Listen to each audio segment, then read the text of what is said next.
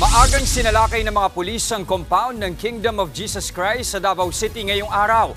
Nasa 2,000 pulis ang pumasok sa compound sa pag-asang mahanap si Pastor Apollo Kibuloy. Hindi naman maiwasan ang tensyon sa pagitan ng mga pulis at taga-suporta ng pastor. Para sa update, live mula sa Davao, nasa frontline ng balitang yan, si Bril Montalvo. Bril, kumusta ang paghanap kay Pastor Kibuloy? Jess, maglalabing 3 oras na nga ang hinahalughog ng Philippine National Police ang loob ng Kingdom of Jesus Christ compound dito sa Buhangin, Davao City. Bahagya namang nagkaroon ng tensyon kanina sa gitna ng paghahanap. Pero hanggang sa ngayon ay hindi pa rin nila mahanap si Pastor Apollo Kibuloy at 4 pa nitong akusado na nandito lang daw sa loob nagtatago. Mag-aalas 4 ng madaling araw nang dumating sa harap ng compound ng Kingdom of Jesus Christ ang mahigit 2,000 naka-full battle gear na pulis para halughugin at hainan ng warrant of arrest sa loob si KOJC founder Pastor Apollo Kibuloy at 4 pang akusado. Mismong hepe ng Police Regional Office 11 na si Police Brigadier General Nicolas Torre III ang nanguna sa operasyon. Pero bago pa sila makapasok, hinarang na sila ng abogado ni Kibuloy. Kinuwestiyon nito ang bitbit nilang mga warrant na naka-address sa Pasig at hindi sa Davao City. Kahit saan namin pwede yan, kahit na yan ay Pasig and elsewhere. Ito, attorney. Yes, sir. Hindi ito ang lugar para tayo magdebate.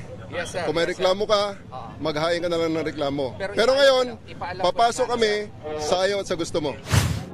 Eksaktong alas 5 naman ng umaga nang mapasok ng mga pulis ang compound. Kasama nilang pumasok sa loob ang mga tauhan ng DSWD. Positibo si General Torre na nasa loob lang ng compound si Kibuloy. Ang problema, 30 hektaryang lupain ang kinakailangan nilang suyurin. Tinignan ng mga pulis ang kada sulok ng mga kwarto na pwedeng pagtaguan ng pastor. Hindi naman pinayagang pumasok sa loob ng compound ang media, pero flash sa malaking screen ang nangyayari sa loob para mamonitor. Sa gitna ng paghahalughog, bahagya ulit nagkatensyon. Ilang miyembro ng KOJC ang hinimatay sa loob, habang ang isa pa nilang kasamahan inatake sa puso. Sinubukan pang isugod sa ospital ang 53 anyos na lalaki, pero idineklara rin daw dead on arrival. May na-confirm na cardiac arrest, dead on arrival, pero ang dahilan, dahil ilang araw ng puyat, dahil sa pagbabantay doon sa tower. And then matagal din silang tumawag ng ambulance para dalhin yung patient papunta ng hospital. Ayon naman sa pamunuan ng KOJC, gumamit ng dahas ang mga pulis na ng raid sa compound. Hindi raw bababa sa 16 na miyembro nila ang sugatan dahil gumamit din daw ng tear gas ang mga pulis. Pinabulaanan naman niya ni General Torre dahil mga pulis daw ang ginamitan ng fire extinguisher ng ilang taga-suporta ng pastor. Wala kaming tear gas kasi wala nga kaming mask at wala kaming dala. Sila ang gumamit ng fire extinguisher. Binira ang mga tao namin kaya ang kati-kati sa balat. Tapos ginamit pa nila ang bangko para i-break up information namin. May nasugatan kaming tao. Sa kabila ng gulo, tinuloy ng mga pulis ang operasyon. Pero ni anino ni Pastor Kibuloy at iba pang akusado, hindi pa rin nila nakikita. Gayunman, may nakita raw na palatandaan ang PNP na sa loob nga ng compound nagtatago ang pastor.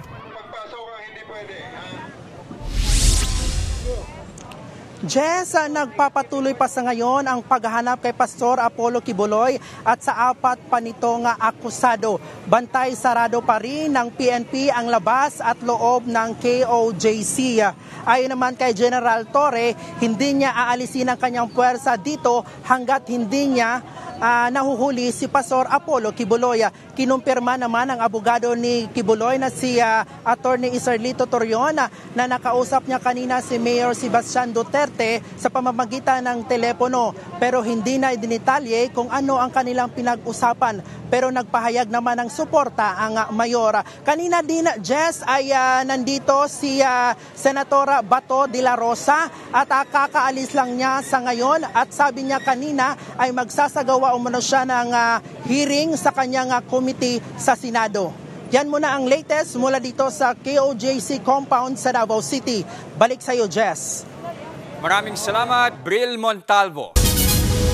Kinonde na naman ng kilalang kaalyado ng mga Duterte na si Senator Bongo ang pagsalakay ng mga pulis sa Kingdom of Jesus Christ compound para arestuhin si Pastor Apollo Kibuloy. Ayon kay Go, kinokondena niya ang nangyari dahil importante pa rin daw ang buhay ng mga Pilipino. Suportado naman daw niya ang ginagawang trabaho ng mga pulis, pero dapat pa rin daw protektahan ang mga tao at hindi dapat overkill. Mga kapatid, Lucy Cruz Valdez po, maging maalam at may pakialam sa mga napapanahong balita sa bansa. Tumutok at mag-subscribe sa News 5 social media pages.